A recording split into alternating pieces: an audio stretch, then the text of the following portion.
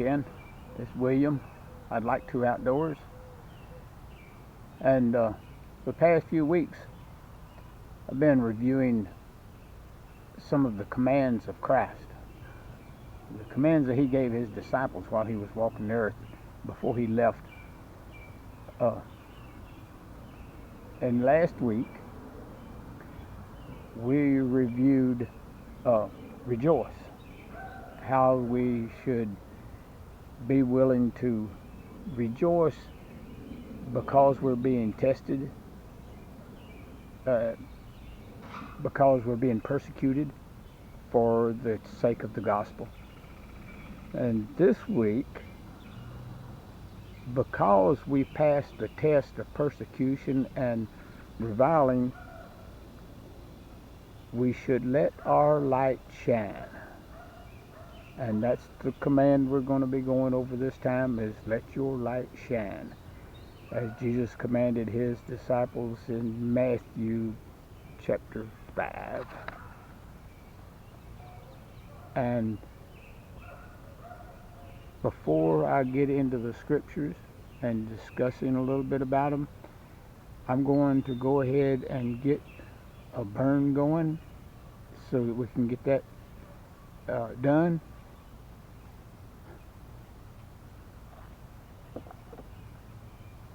You notice I keep looking around. Even though I live in town, there's a lot going on in my backyard. We've got a bird feeder, and our birds don't seem to be too frightened by me being out here. There's just quite a bit going on up in the trees and on the ground, so I can't hold my focus on the camera too much. So I look at the birds and watch what's going on around me a little bit. So let's get that fire going and burn some more fat wood and some of this. I've been letting this brush dry that I did about a month ago when I trimmed a tree up that was on the fence line, crepe myrtle. And it's taken a while for this stuff to dry up, and it's finally got dry enough for me to burn some of it. So we're going to throw a little bit of that on the fire as well and get some more of it burnt up. So stick around and we'll get into the word here in a minute.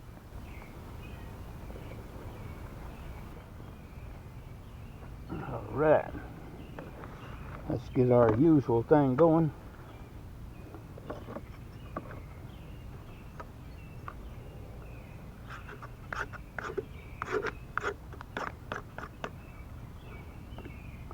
I always use this saw because it's got a sharp spine on it, and it does a good job at scraping this fat wood down.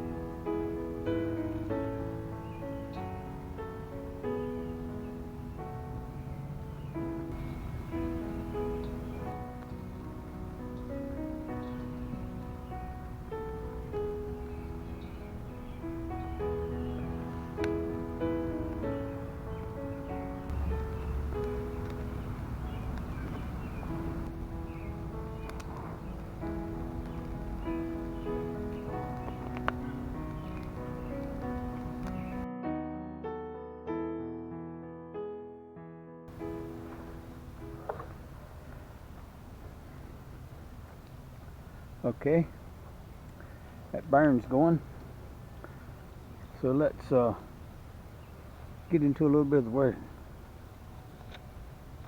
Today we're going to be starting out with Matthew chapter 5.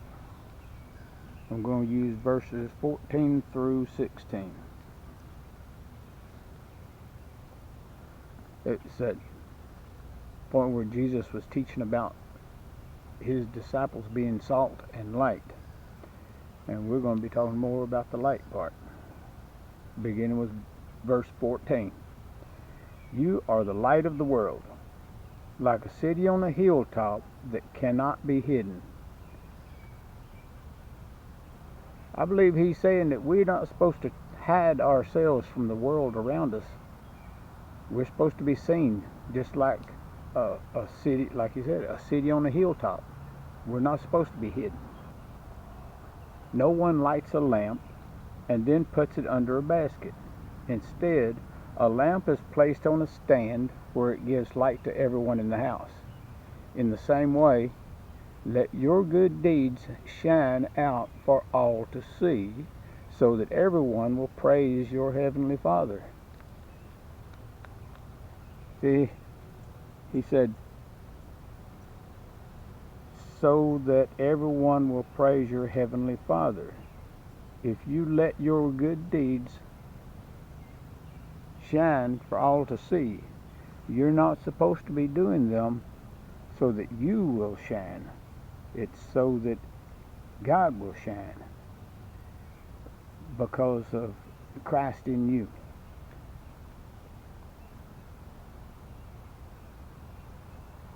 Alright, I'm going to go ahead and skip into some more words before I do much talking. I don't do that too well, so I'd rather let God do the speaking. Something else about light and about God being the light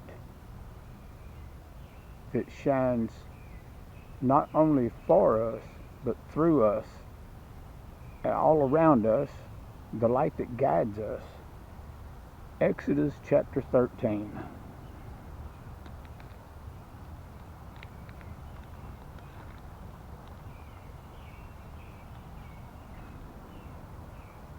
And I'm going to use verse number 21. The Israelites had, the Israelites had come out of Egypt, and they had already made their way into the at the edge of the wilderness. The Bible starts in chapter 13, Exodus chapter 13, verse 20 says the Israelites left Succoth and camped at Etham on the edge of the wilderness. They were just getting ready to go into the wilderness. The Lord went ahead of them. He guided them during the day with a pillar of cloud, and he provided light at night with a pillar of fire. This allowed them to travel by day or by night. And the Lord did not remove the pillar of cloud or pillar of fire from its place in front of the people.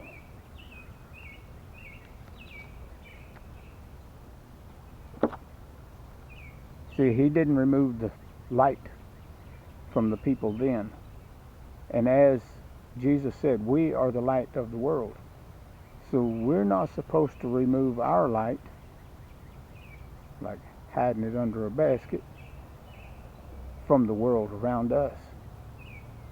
We're supposed to be a light shining forth in this dark world to lead people to Christ. We're not wanting anyone to follow us. We're wanting them to follow Christ. We can walk along beside them, but he's the one that they should be following. We covered that a couple of weeks ago, where Jesus gave the command, follow me. That was the one just before rejoice. So we as followers of His who have been through the persecution and the reviling and suffering trials and tests, rejoicing about all of that, now we're to let our light so shine that the whole world around us can see the good that God has done in us and witness the good that God does through us in the world around us.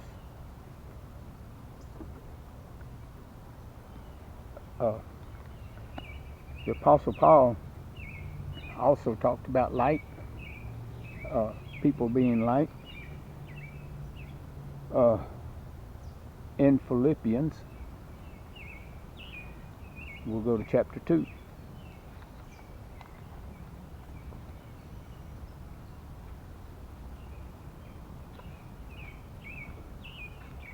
And I'll start with verse 12,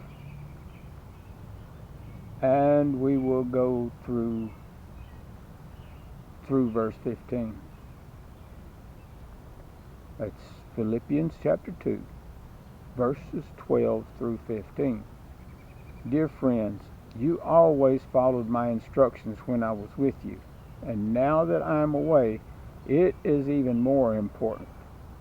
Work hard to show the results of your salvation, obeying God with deep reverence and fear. See, even Paul said to work hard, showing the results of your salvation. For God is working in you, giving you the desire and the power to do what pleases Him. Do everything without complaining and arguing, so that no one can criticize you. Live clean, innocent lives as children of God, shining like bright lights in the world full of crooked and perverse people.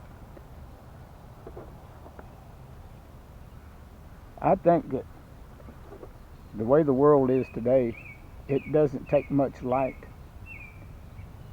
to make a difference in the world. Very little shows up in darkness.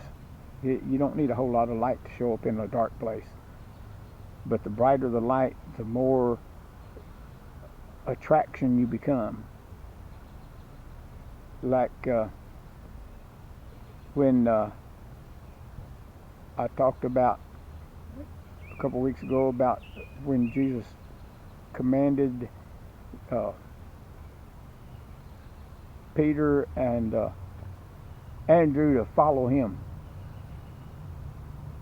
and he would teach them to be fishers of men.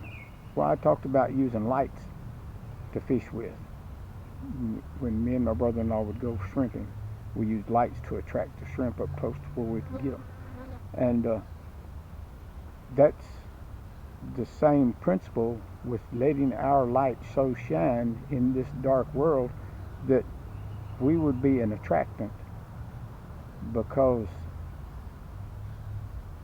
the joy that we have should be something that others want. If we're not living upright in this world, it's going to be hard for us to convince someone that they need to turn from their sinfulness and start trusting God for the power to live in this times of testing and temptations and trials. That I mean, we just need to be that light shining forth like Jesus commands. If we're going to say that we are followers of Jesus Christ, we need to actually be followers of His Word. He commands us to be a light shining in this dark world. He said we're lights of the world. So the fire is already smoldering. I've probably talked long enough, and like I've mentioned, and I'm probably going to mention it more than this time too. I'm only going to be touching on these subjects. I would like for you to check out the scriptures yourself, especially the four gospels, and see if you can find the 49 commands of Christ that he gave his disciples. And if we're his disciples, they're our commands as well. It wasn't just for those 12 guys that followed him around all the time. It's for all of us. Love the Lord with all your heart. Love one another. Pray for those who spitefully use you and persecute you. Lift them up before God. And live at peace with one another in this world.